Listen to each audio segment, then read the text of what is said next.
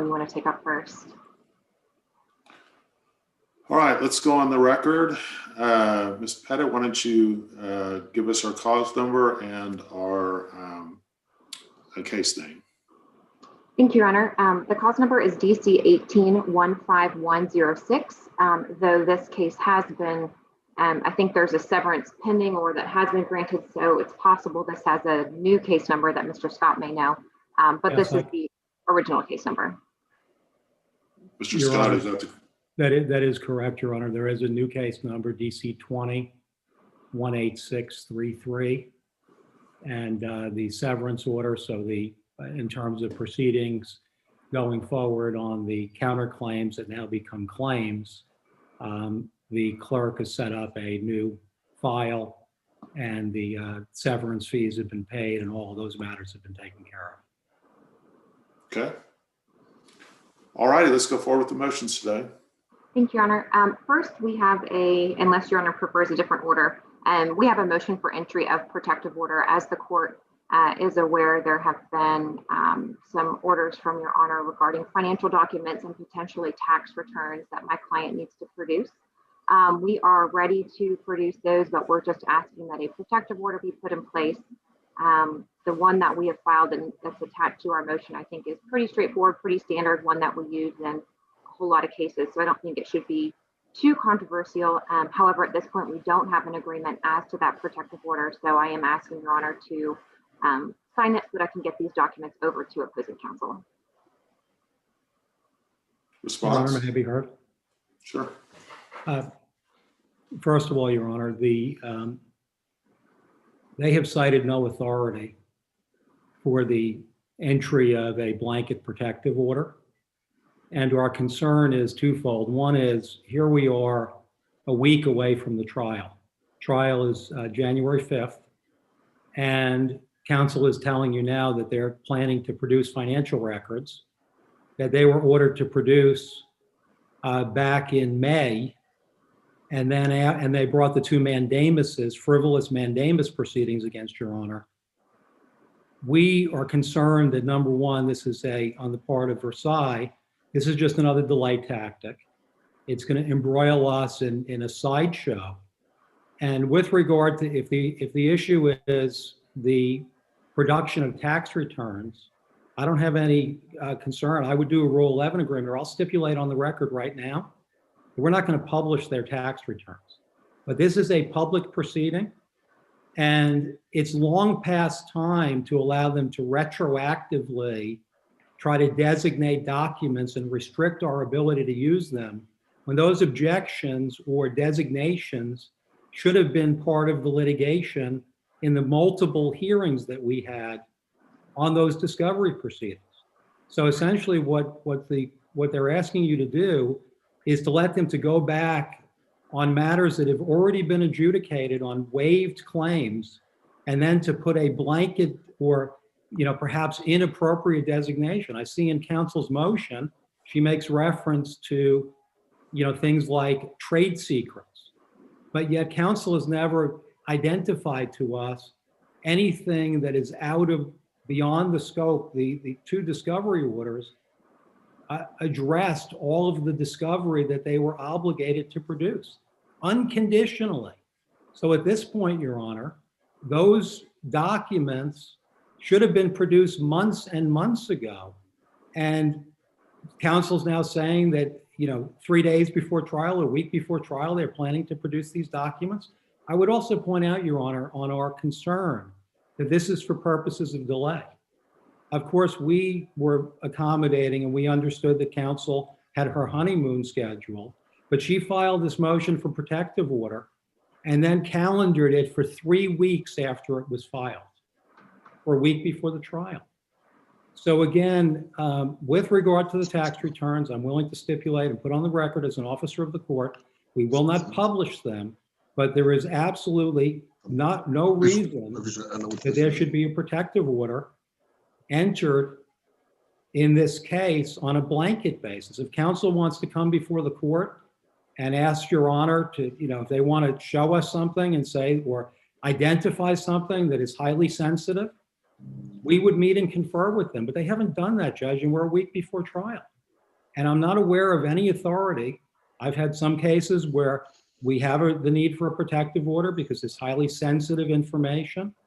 But in this case, in particular, the financial information, the builder under Chapter 162 is the trustee of my client's construction funds. So this is information that I don't know how they could claim some kind of protection against. Just doesn't make sense. Let me hear from Ms. Pettit. So Ms. Pettit, I mean, you're obviously entered this game kind of late in the proceedings, and so you're kind of having to take the table that's been set for you. May I respond? Yeah.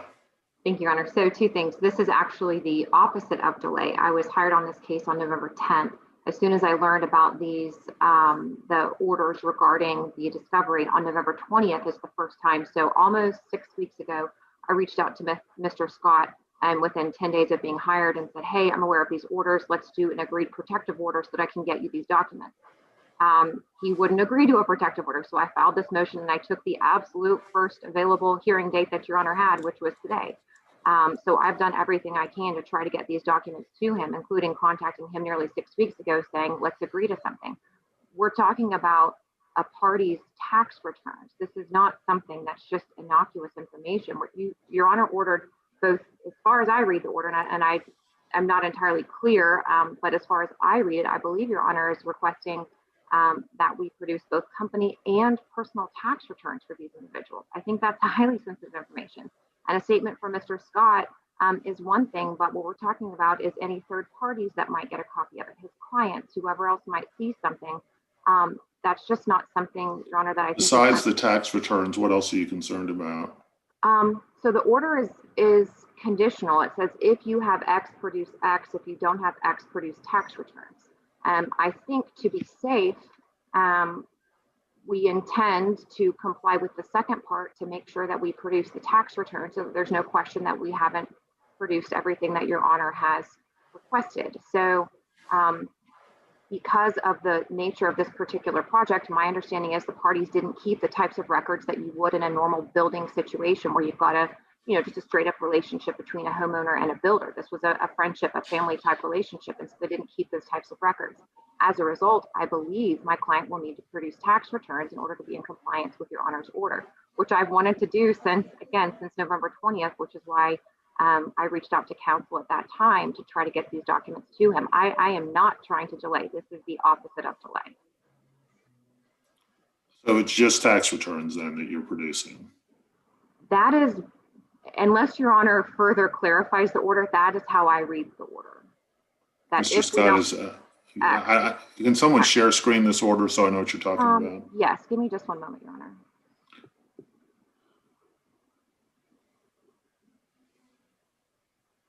I'm looking for it.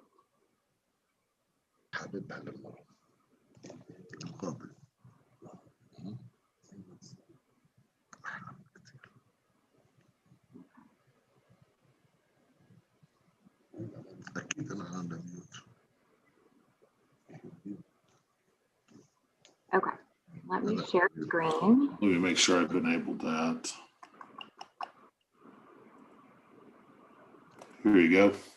Okay.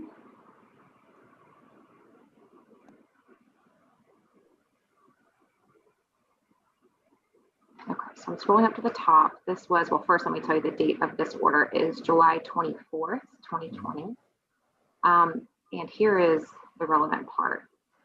So you've ordered them within 14 days to do the following: financial records under Part 1, and then 2, if all such financial records do not exist, then each, and I believe that refers to all three of my clients, are ordered to produce to the Zatoon's counsel audited business and personal financial statements for each party or entity from 2016 to the present.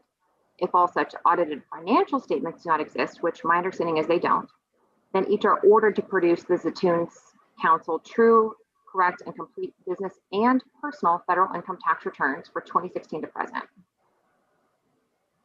Okay, that sounds like it's tax returns. That's my reading of it. All right, Mr. Scott. Your Honor, I see the council's recital and I don't disagree with it, but I would point out that there's a prior order. The mandamus proceeding involved not only this order, but also the prior order, and that order is still in effect. And What, can I see that order? I'm not sure which order you're talking about. The first. Yes, Your Honor. So just before I flip away from this order, my understanding as I read it in this first paragraph is that because my client, according to Your Honor, violated the court's May 11th order, the court then ordered this. So my reading is that this order supersedes the May 11 order because Your Honor believed they were in violation of the May 11 order. But let me go find the May 11 order. Okay. Judge, while counsel's looking for that, may I respond? Sure. Your Honor, that's completely incongruous with the position that was taken by counsel who brought the mandamus proceeding, in which they brought a mandamus against both orders and asked that both orders be quashed. And the Court of Appeals ruled against them with regard to both orders. And they, in fact, wrote an 80-page brief in which they separately dealt with both orders and never took the position that the second order superseded the first. Let me see. Is this the order? Yes, Your Honor.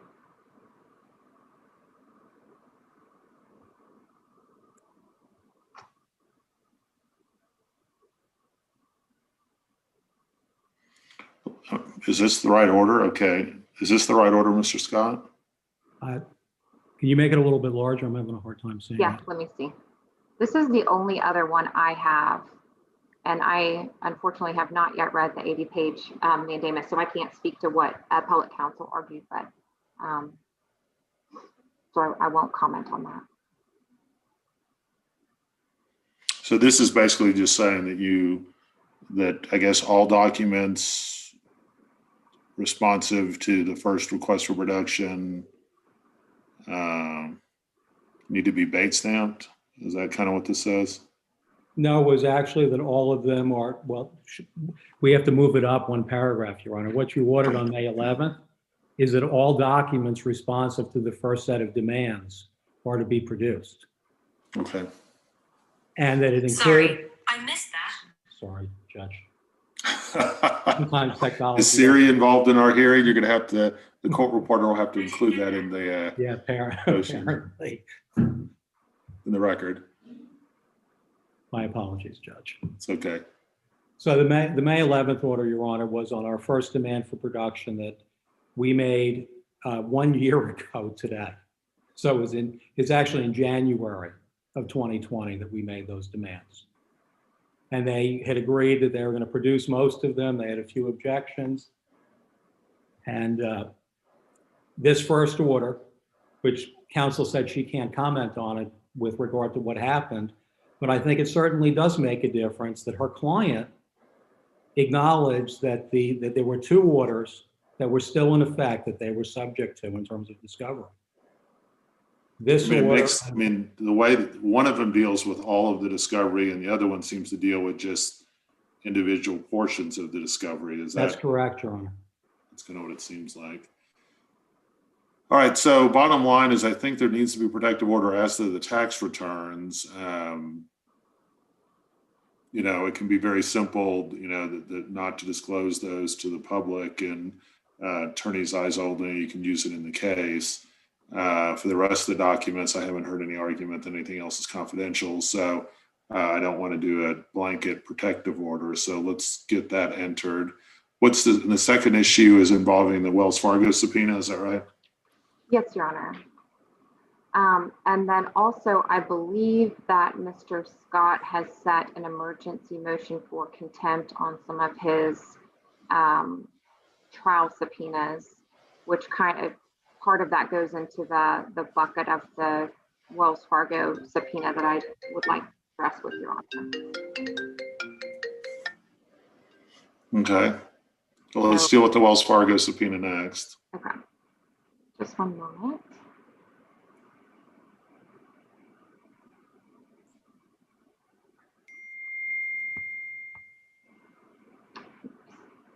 May I share screen again, Your Honor?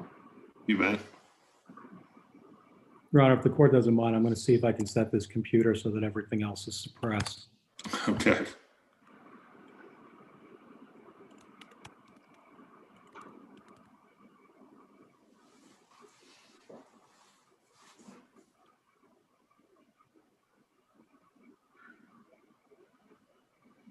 Did that come up on your screen, Your Honor?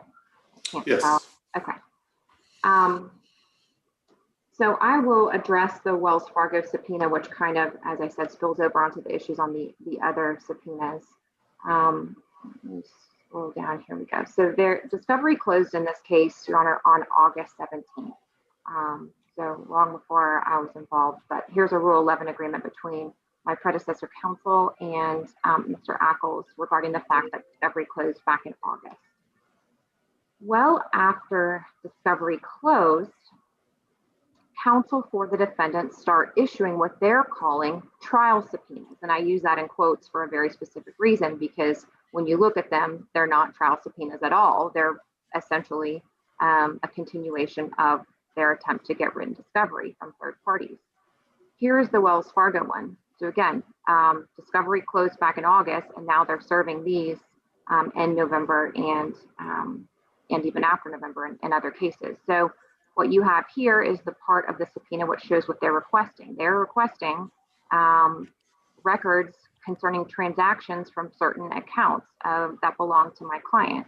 Your Honor, that's not a trial subpoena. That is a document subpoena to a third party. I'll come back to the Baskin subpoena later, but we've cited, Your Honor, to authorities saying that you can't just use a trial subpoena as a backdoor way to get written discovery. You can even look at the rule. It says a subpoena may not be used for discovery to an extent and a manner or at a time other than as provided by the rules governing discovery. The comment to Rule 176.8 also addresses 176.3b and says that the rule prohibits the use of a subpoena to circumvent discovery rules. Go back to their subpoena really fast. You can tell that what they're doing here is not trying to get a witness to come to trial to testify about the case, but rather to get documents. And to their credit, their plan to circumvent the discovery process worked, because Wells Fargo, without anything further, produced a stack of documents to Your Honor. But this just isn't how the rule works. We ask that those documents be destroyed. They weren't done during the discovery period. This was not a trial subpoena as allowed under the rules, and we think that we should have protection from this type of post-discovery attempt to get documents. Okay. Did you have anything else, Ms. Pettit? Nothing further regarding the Wells Fargo subpoena, Your Honor.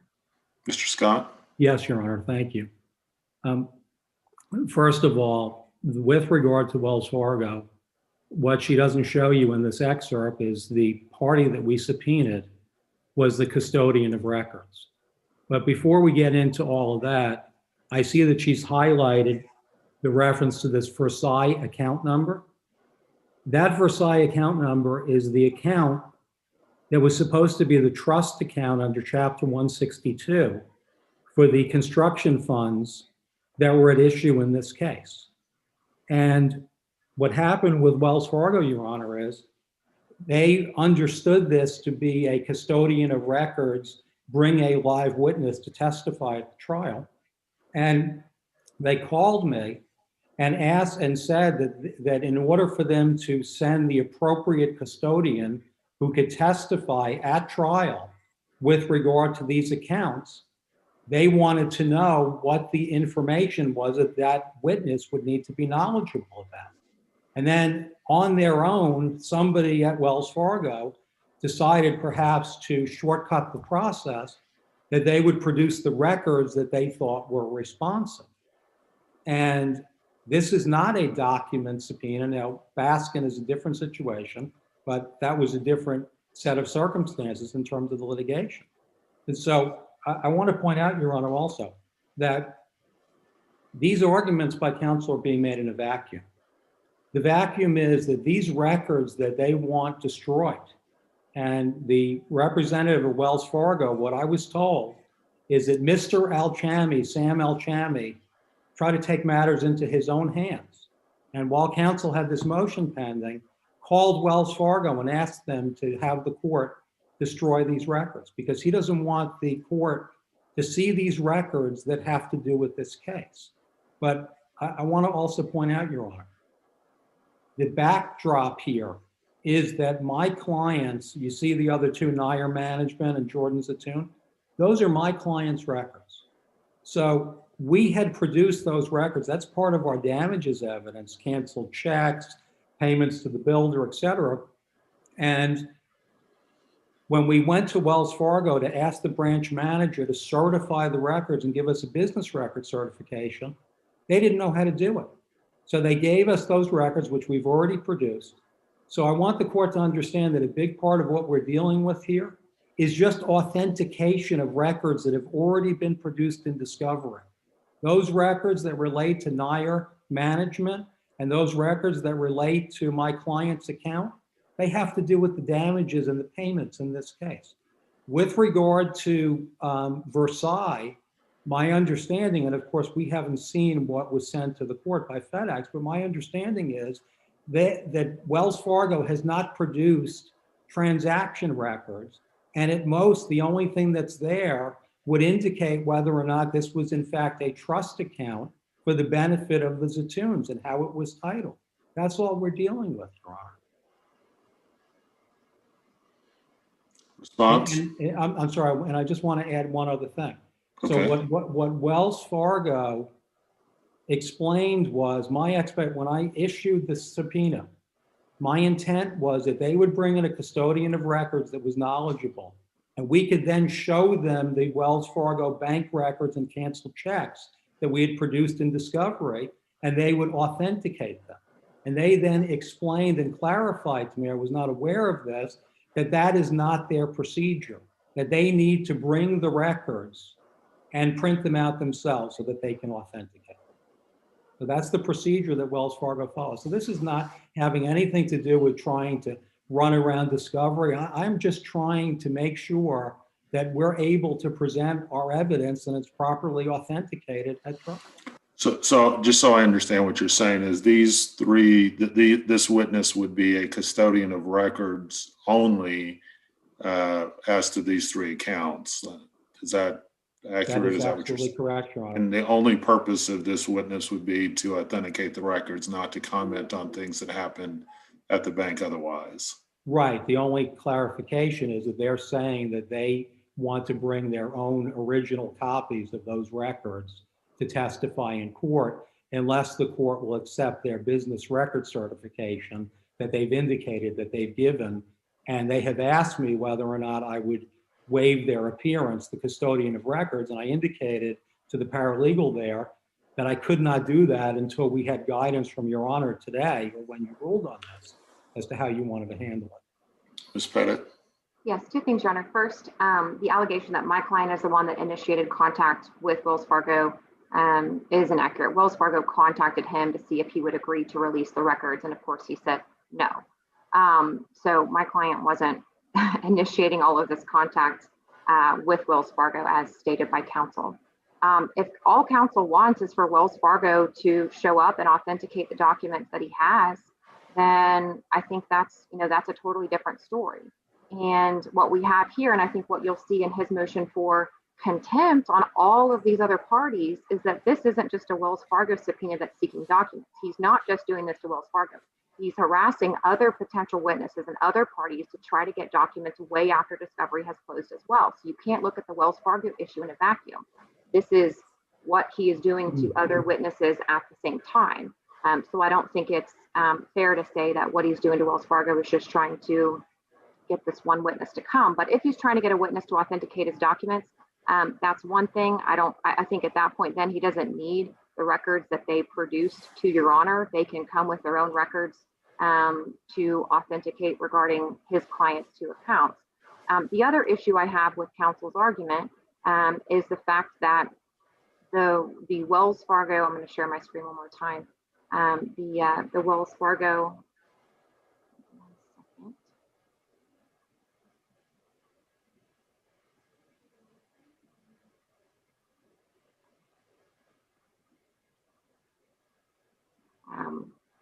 As I mentioned, discovery closed on August 17th. Counsel amended his response to request for disclosure shortly after that date. And I think it's significant to note who is not on here. Let me see if I can enlarge this part. Here we go. Someone that is not included on his list of persons with knowledge of relevant facts is Wells Fargo. So what he's doing is, after discovery has closed, after he's amended his response to this request for disclosure, after discovery is closed, he doesn't even identify them as a person with knowledge of relevant facts. Now, afterwards, after discovery closes, he amends again to add them. But certainly, as of the close of discovery, he doesn't even identify these people as someone who's relevant. This is the same thing with other subpoenas that we're going to talk about today, I believe, in his hearing, that you can't just wait till discovery closes, then add a bunch of people and start issuing them trial subpoenas.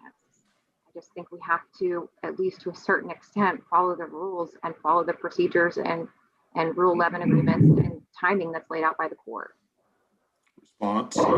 So let me make sure I understand this. So the Wells Fargo, as of August 17th, when discovery closed, Wells Fargo was not listed as, the custodian of records for Wells Fargo was not listed as a witness in this case. Is that right, Ms. Pettit?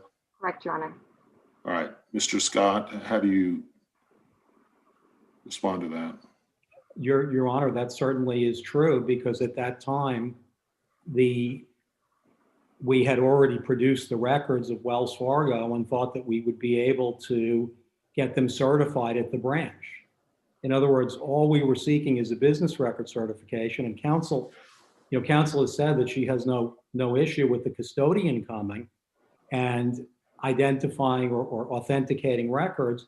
The only issue is that's all well and good, except that Wells Fargo tells me that that is not their procedure and that they need to bring the record. So we're substantively, respectfully, it's no different than what we have now. So these records, Your Honor, that we're talking about, Wells Fargo records of my clients, have been produced during the discovery period.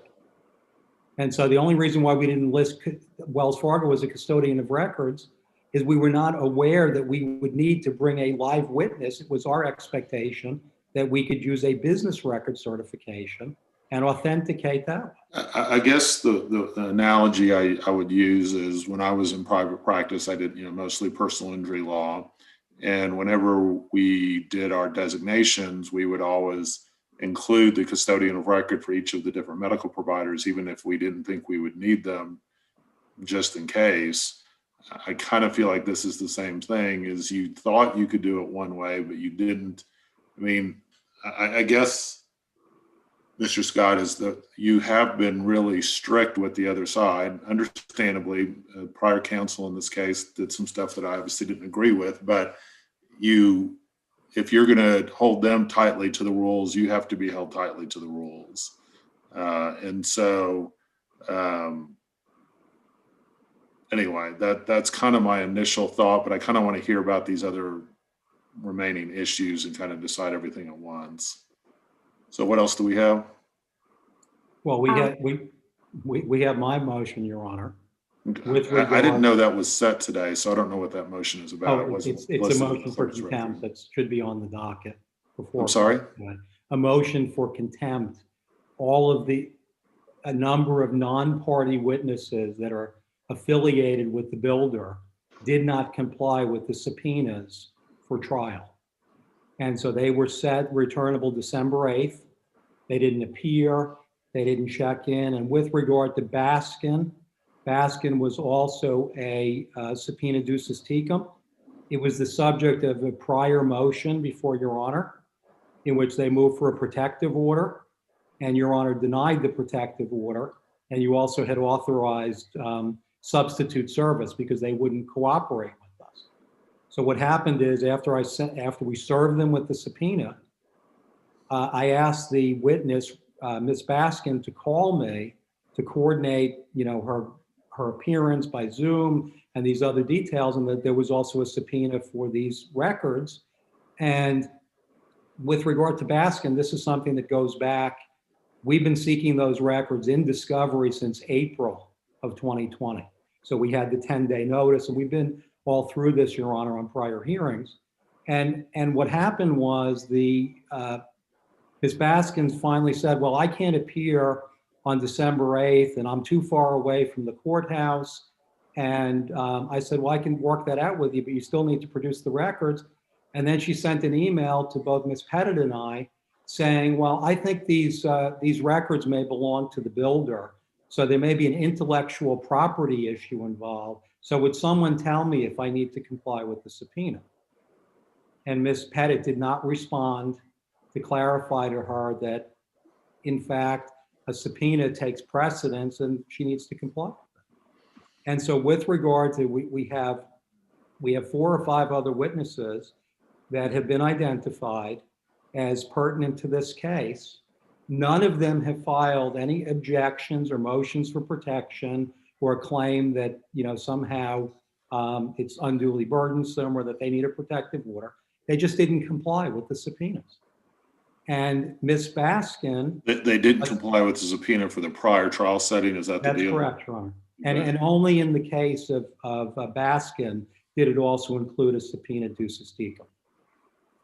So some of these witnesses have contacted me and asked me whether or not they've produced records, but I have not demanded the production of records. But it's not uncommon that sometimes a witness will call and say, well, what do you need, counsel? But all I'm asking for, Your Honor, in terms of these subpoenas is that these witnesses comply with the subpoenas and appear for the trial setting. And then if we need to argue over what their testimony is and the other issues, we certainly will be prepared to do that at that point in time. May I respond? Yes. I'm going to share screen again. And then also after I respond, I know that the Baskins are here, and my guess is they would like to be heard, but I want to share a couple of things with Your Honor.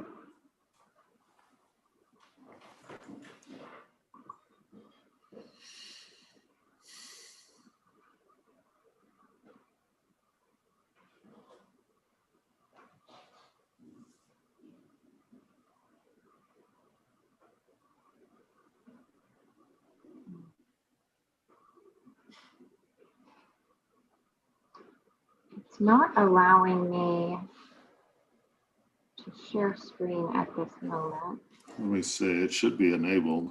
Yeah, it's enabled. Okay, let me try it again.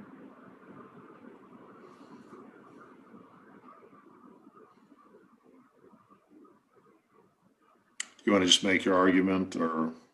Yes. Hoping this would work. Let me try that. There you go. Did it show? Great. I'm not sure what I had done. Okay, so this is the subpoena to the Baskins. Clearly, it is a document subpoena. I see the motion for substituted service that was filed by Mr. Scott that he referenced. I haven't seen the other motion. I'm not saying it doesn't exist, but I haven't seen it. I've only seen his motion for substituted service. So this definitely has document requests in it. I want to put context to the timing in which Mr. Scott reached out. And I'm actually glad that Mr. Scott brought up the Baskins reaching out to me, because I want Your Honor to see the exact correspondence that happened. So as Your Honor recalls, on November 20th, you reset this trial for January 5th. So as of November 20th, all of us knew that we were not going to trial on December 8th, that we were going on January the 5th. And after that, Your Honor, opposing counsel has continued to demand in-person appearances on December the 8th to witnesses. And during the November 20th hearing, Your Honor specifically instructed us. You said, I do not want witnesses appearing at the courthouse on the trial date. You said that and admonished us on the record. You did not want witnesses appearing. And opposing counsel has done the exact opposite of what Your Honor instructed. Let me show you. So Mr. Scott, on December 4th, so way after Your Honor told us that we were being continued, he reaches out to the Baskins and says, both of you have now been served with the subpoenas and court order from Judge Hoffman. And I'm not sure what court order other than the substituted service, but I'll let Mr. Scott show us that if it exists. And he says, I want to remind you that the papers served yesterday, so he's serving things on December 3rd, demanding appearance, require you to appear in person before the courthouse on December 8th. This is way after Your Honor has told us do not do this. Then he says, we can either do this the hard way or the easy way.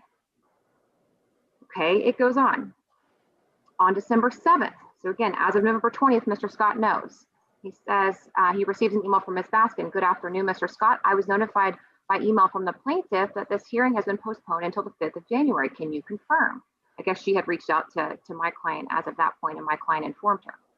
His response, Ms. Baskin, the judge's order requires both of you to appear tomorrow with the documents. Your Honor knows that didn't happen. You said the opposite. It goes on. It gets much worse, Your Honor. December 7th, he says to her, you have a court order, comply with it. What time will you be there? Referring to the courthouse. Ms. Baskin responds and says, I called the court. They have nothing on the docket for tomorrow, something today and then the 5th. Gets worse. Ms. Baskin says, unfortunately, we will not be able to appear in person. Russell has stage 5 kidney failure, and we live quite a distance from Dallas. We have documentation that can be emailed, or we would have to arrange a Zoom appearance with the court coordinator. But like I said, they have no record of anything planned for tomorrow. Mr. Scott's response, or no, I'm sorry, at that point, Ms. Baskin loops me in. I respond and copy Mr. Scott. And I say, Ms. Baskin, I'm sorry you're being treated this way. Mr. Scott knows there is no trial tomorrow, and he knows that the court has told us even today that witnesses should not be appearing in person. The case has been continued, attaches the trial notice. It'll be by Zoom. I tell her I'll give her the Zoom information. So that's still on December 7th. The same day, Mr. Scott responds, counsel, to me, the court order pertaining to the Baskins has an appearance date of tomorrow. No, it doesn't. Your Honor has told us come on January 5th. He's copying Ms. Baskin, trying to terrify this poor witness that she needs to appear at a courthouse in person, even though her husband has stage 4 kidney cancer. I respond and say, what court order are you referring to? I'm not aware of anything tomorrow. Please advise. Today I heard the judge say he does not want witnesses appearing at the courthouse. Am I missing something? This is how Mr. Scott responds. He doesn't tell me or Ms. Baskin what he thinks is really going on. His response is a motion for contempt against this poor woman and her husband who are terrified that they've got to appear at the courthouse the next day. We know that's not the case. And I'm don't even have words for how these people are being. Mr. Scott, I don't really understand you knew we weren't going to have trial that day. I'm not sure what you were doing here. Sure, Judge. The thing that counsel has left out, Your Honor's order on the substituted service had a provision at the end requiring them to appear before the court on December 8th so I could tender the witness fee to them and they could comply with the subpoena. So it was in Your Honor's order on the substituted service. It expressly provided that they were to appear. And I said I was going to meet them at the courthouse. And counsel also leaves out, Judge, I sent an email to her that Ms. Baskin that said, and I can show it to the court, she left it out of the file, that when I heard that her husband had cancer, that I expressed my sincere sympathies and I hope that he got better. And I was trying to work with them. But for example, they say in there, and she left out also the email, she showed you the email where they said, we can send the records by email. But what she doesn't show you is the email after that, in which they say, we're not sending anything unless Versailles approves us sending the documents that are responsive. Again, I'm not aware of any order that compelled them to be there. I sent Mr. Scott an email and said, if there's, show me the order that says they've got to be there in person. And he never responded to me, never pointed me to anything. I'll let certainly the Baskins speak for themselves. I don't represent them. My communication with them has been produced to Your Honor. But this is one of several of the trial subpoenas that we have an issue with. Your Honor, again, as I've represented, I was making an accurate representation based upon Your Honor's order. Mr. Scott, I mean, we have a situation here where you knew there wasn't a trial setting on December 8th, yet it's really misleading what you were doing here with the Baskins. I mean, you knew that subpoena was, and I guess if I sign that, maybe that's partly my fault, but we all know that this trial is not going to be in person. We all know that that I'm not going to require people, especially with stage 4 kidney cancer, to show up to the courthouse live.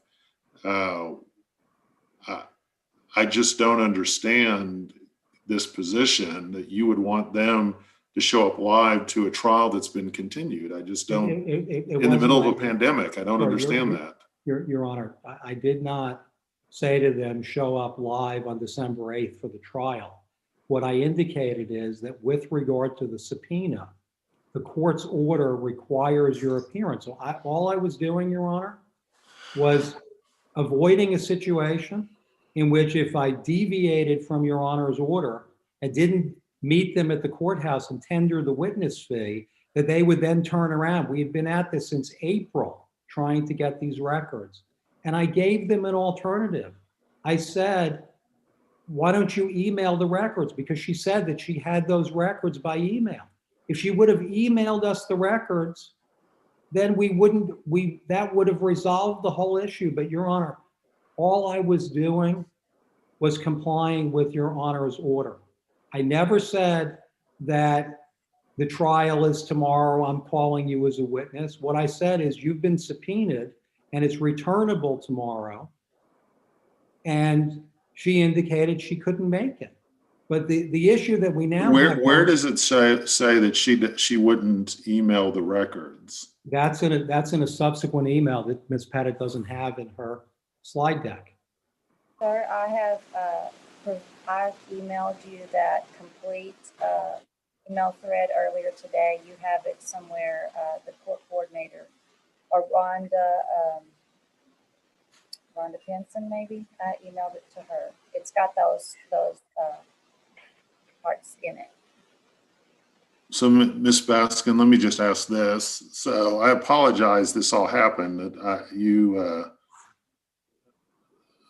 I'm a little confused why Mr. Scott took the position he took in this particular issue with you, but I do agree that you need to give the documents over. Do you have all these documents via email? Yes, sir, we did. We have the documents, and what I had said to him was not that I won't send them until I get Versailles permission. I just said, I asked him, I said, I feel like, because, to my knowledge, because they paid for these documents, the drawings, construction drawings, that it would be their intellectual property, and could someone counsel me on our liability in that situation? And I said, please advise, and he never advised us one way or the other. And Miss Pettit didn't know, so she just said that we should wait and ask you. So they're ready to go. We've already sent them to her, and they're ready to go. If you say it's okay, and we don't have any liability. I'm not your attorney, but you do have a court order here. So, if somebody wants to assert some type of trade secret privilege, it has to be asserted and ruled on by a court. That hasn't been done. So, Yes, sir. Okay. You need to forward those documents to Mr. Scott. Are you going to want her to appear because I want to make this 100% clear. No one is required to attend this trial in person. In fact, if you show up in person, I may or may not even be there. So this is all going to be via Zoom. You should get a Zoom link on this, Ms. Baskin. I'm not going to hold you in contempt. But you do need to turn over those documents within the next 24 hours via email to all counsel of record. And Ms. Pettit, I want you to make sure that she has email addresses for all counsel of record. Certainly, Your Honor. Does that resolve this issue? Well, I've been going through the court's docket I'm just trying to find if Your Honor truly did order them to be there. So far, I'm seeing a motion for substituted service. I'm not seeing I'm not seeing an order as of yet. I see. Were you subpoenaed to be there, Miss? Did you receive a subpoena, Miss Uh, Baskin? no, you're not. The only subpoena we received was for the 8th, but prior to the 8th, I called the court, and they said there wasn't any, because we weren't even sure the subpoena was, I couldn't tell if it was legit. I've never been subpoenaed for anything, so we called the court. They said there was no court scheduled. Then we started wondering if this even legitimate, and that's when I emailed Mr. Scott, and then his information was directly opposite from what the court was telling me. So that's when I looped this. So, Miss Baskin, just so it's clear, I'm going to expect you to be there for trial on January 5th. Yes, This sir. case was reset at Miss Pettit's request. She had a good excuse, but it was at her request. I'm not going to force Mr. Scott to re-subpoena you. So you need. Yeah, that's when we thought it was supposed to be. Okay. And Mr. Scott, you need to communicate to the Baskins approximately when you want them to be there to testify, so they don't have to sit through the whole trial. Sure, Your Honor, I'll be happy to do that, but part of it is that I don't know how exactly to reach them. These are non-parties who we originally had to do substituted service because they. But you've been emailing them extensively, haven't you? Yes, I mean, we've seen the emails. Yes, And I do have email. Phone number as well. And Your Honor, just so the record is clear, I was able to locate the court's order, and all the court's order says is that the Zatoons may tender the attendance fee to the Baskins on the 8th. That's all it says. Right, and it says, Your Honor, as you're reading, when they appear before the court in person on December 8th, 2020, and you remember in counsel's recital, she said that on November 20th, the case was continued. The order was signed on November 23rd. I also want to mention, Your Honor, that I understand the court's clarification that this case is going to be tried remotely, but the original trial setting before this was continued, this was marked as a live non-jury trial. So, of course, I appreciate exactly, what we have going on out there, but I just want to point out that it was not entirely clear whether we were going to do this as a hybrid, Zoom only, in court, because it was previously marked. All of my trials are Zoom only unless pursuant to the Supreme Court emergency order, unless I make a finding to the contrary. So this is going to be a Zoom only trial. Thank you, Your Honor. Okay, let's move on to the next witness. Do we have another contempt motion or something? Yeah, the motions are with regard to, one was with regard to ISL Electric, which was one of the subcontractors that was involved in the job. I've worked that out with them. They have committed that they will appear. So that's okay. Resolved. There's a concrete contractor, Big D Concrete, Michael Anani. They have completely disregarded the subpoena for trial. We also have the Salah and Diane Zeldin. They have also likewise completely disregarded the subpoena for trial. They have not been in contact with me, and we've already handled the Baskins. So those are the others. Ms. Pettit, are you in communication with these other two folks? I'm not, but I would like to address the one to Mr. and Mrs. And I'm not sure how you say their last name, but I believe it's Izzadin. I'm probably mispronouncing. Could you spell that for the court reporter just so? Yes, Your Honor. It's Izzedin. And I will share screen hopefully more quickly this time to address those two issues. On this particular subpoena, we all know that it's 150-mile radius. I think we all also know that Houston is well outside of that 150-mile radius. And my understanding is that these particular witnesses actually live out of the country. And so I have not communicated with these clients. I understand through my client that these clients are receiving the same type of communication from opposing counsel. Again, these are outside of subpoena range. The other thing I will add as to these witnesses who live out of the country is that they were also not included on the response to request for disclosure that was served shortly after the close of the discovery period. So for that reason, I asked that those witnesses not be held in contempt. They don't live here. They weren't notified. They weren't part, and they may be on Zoom. I'm not sure. I see there. Are any of you guys on the Zoom? Is it Izadin, and who's the other one? The other one is Michael Anani, Your Honor. Mr. Anani or Mr. Yes, I'm here. Who are you, Mr. Anani? Are you I'm Mr. Anani? the Vice President of Big D Concrete Inc. And you're Mr. Anani? Yes, sir. Okay. So you've been subpoenaed in this case, is that correct? Yes, sir. Okay. And if the court orders you to appear for trial on January 5th, will you appear? Yes, sir. Okay. All right. So I guess the main issue is just what do we do about these failure to designate this? Well, and the fact that they live outside of the 150-mile radius, I don't believe that they should be compelled to. That's an objection for them to make if they want to make it. Okay. Then my objection would be in regard to the fact that they were not disclosed. Oh, So, that's a legitimate issue. So why weren't they disclosed, Mr. Scott? They weren't disclosed because we didn't have, we acquired information from public records, having to work through a complete lack of cooperation by Versailles. If they had complied and given us the materials and discovery that we had asked for, we would have had this information earlier.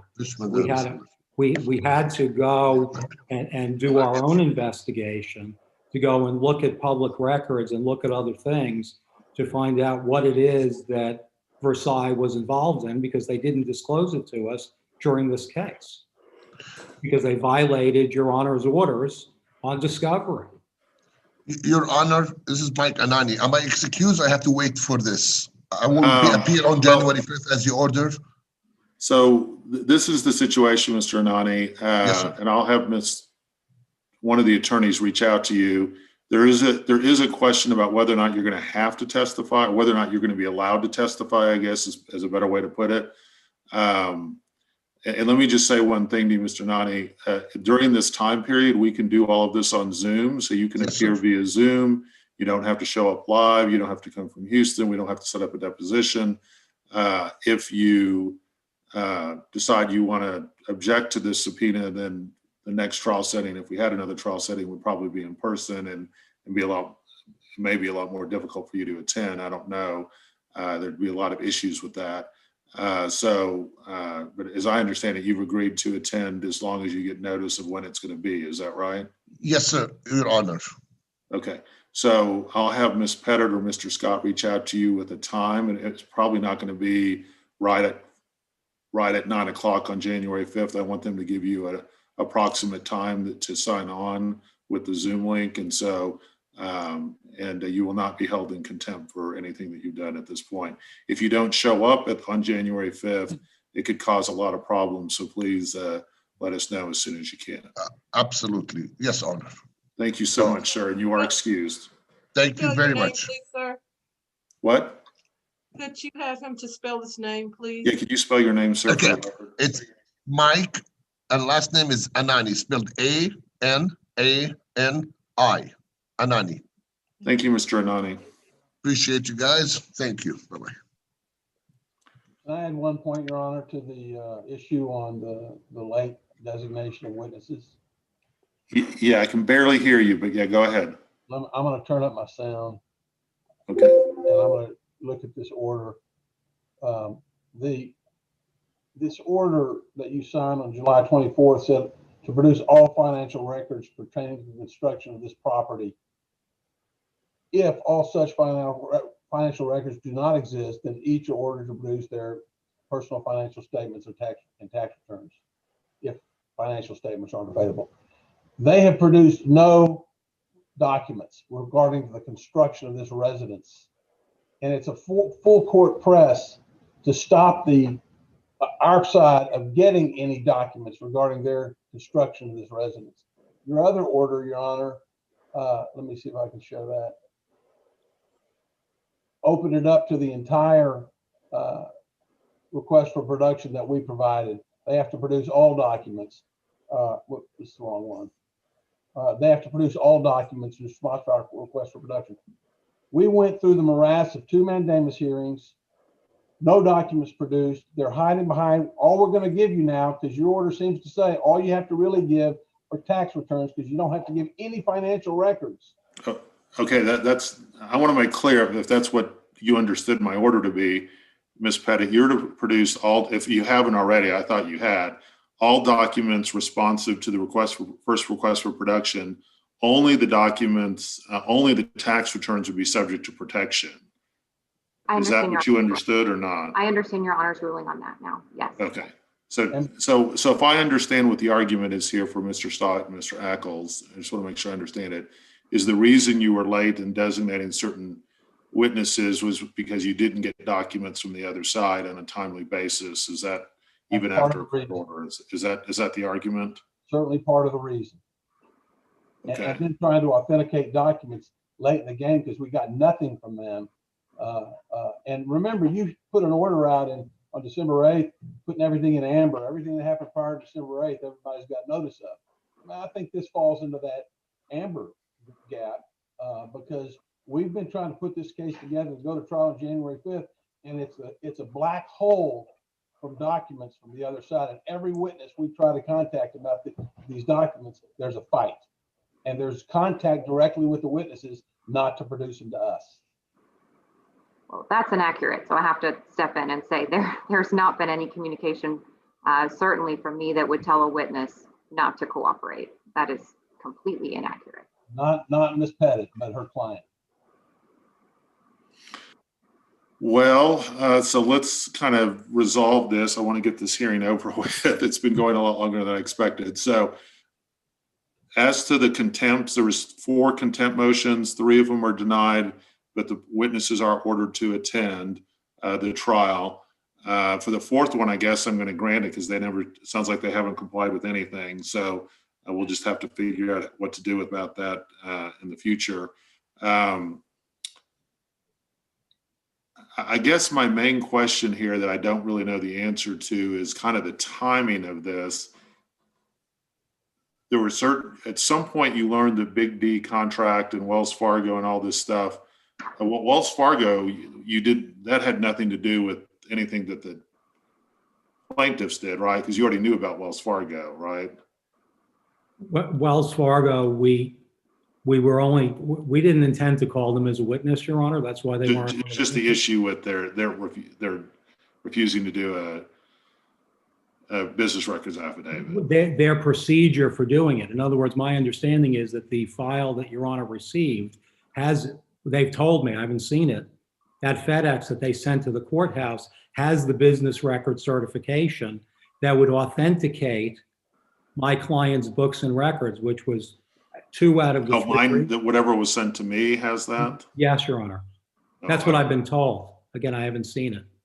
But that's what Wells Fargo said, that they, and they did this on their own. They said that they had sent a FedEx to Your Honor's chambers, and that's how we found out about it from Ms. Pinson.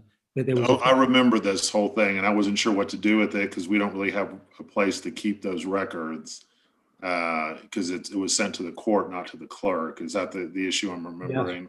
Yes, Your Honor, you're correct. Did you guys ever get a copy of this or not? Those records? because So that's the subject of my motion for protection. If he wants his own business records and his own business records affidavit, I don't have a problem with that. But I don't think he should just be able to, after discovery closes, start requesting financial documents of my client beyond the discovery period. So that's why we filed a motion for protection. Judge, that might make sense to us if the El Chamis and Versailles had complied with their discovery obligations during the time period.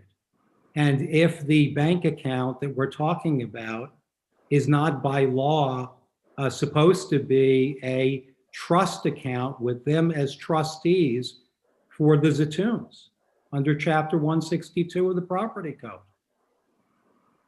So again, Your Honor, all of these arguments and counsel's a very good advocate, so I have I'm not saying anything about that. But her clients have not acted in good faith or with clean hands with regard to their discovery obligations from start to finish.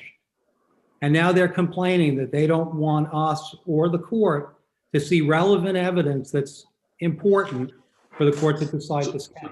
This is what I'm going to do for the Wells Fargo. I am going to issue protective order just that these records can't be disclosed to third parties, but I'm going to allow them at trial, assuming they have a proper business records affidavit with them. Then they'll be admitted. If they don't, then they probably won't.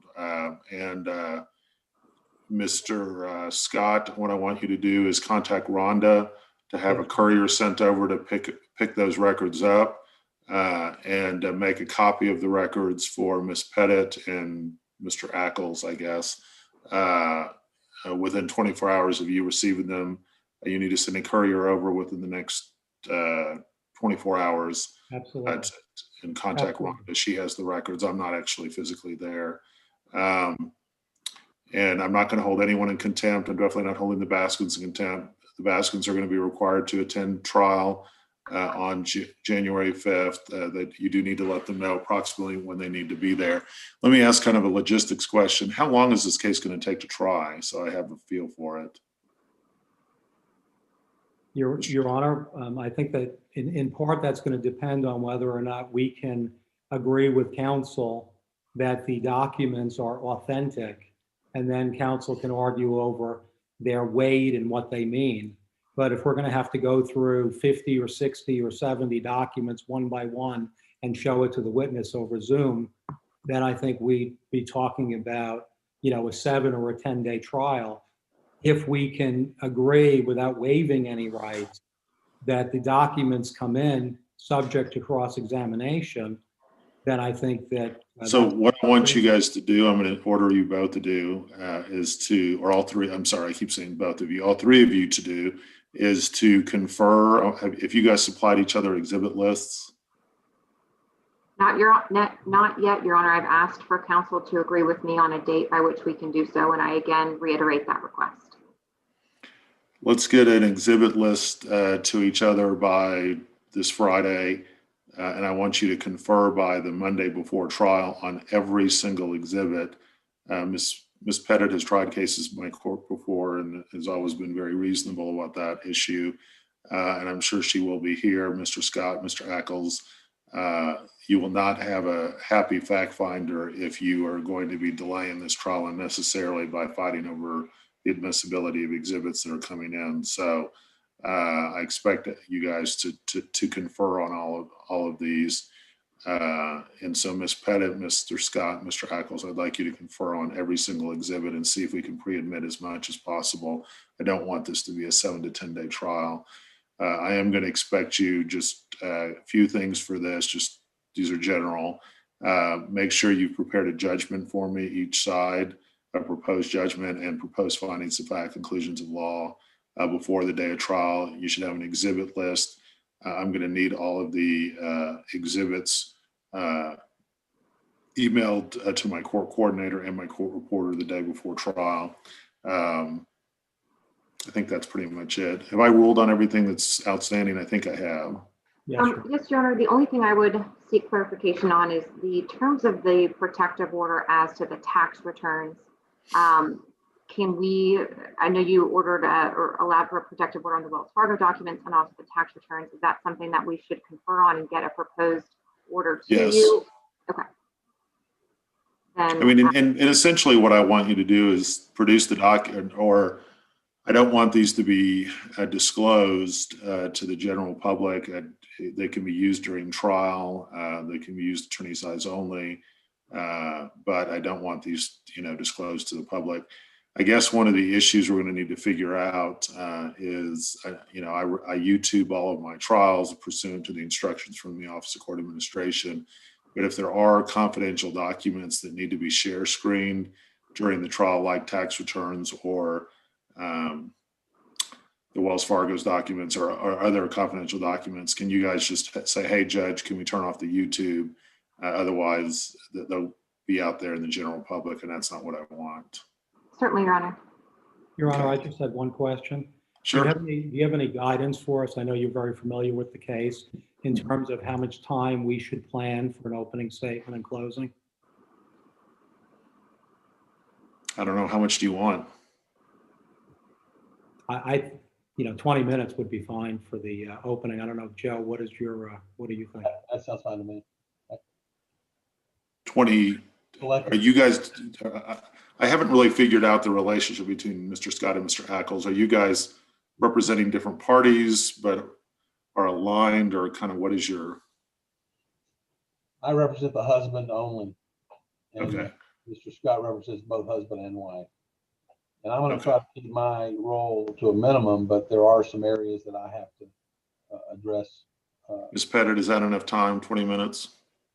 Since it's a bench trial, I think that it might make the trial go a bit faster if I have a little more leeway on opening, especially if we've got pre-admitted exhibits. So I guess I would ask for 45 minutes and I'll try and give some back. How about we do 30? It's fine. 30 minutes aside. And usually and God, I hope it doesn't go 7 days. I just did a 4-day one and that was long. Interesting case, but long. All right, guys, anything else we need to chat about? No, Your Nothing Honor, further. thank you. Ms. Pettit, make sure you get orders, exchange it with the other side, and then give me copies. Yes, Your Honor, will do. Thank you, guys. Thank you, Ms. Baskin. We'll see you next week. Bye. Thank you. All right, thank you, Your Honor. All right, bye-bye.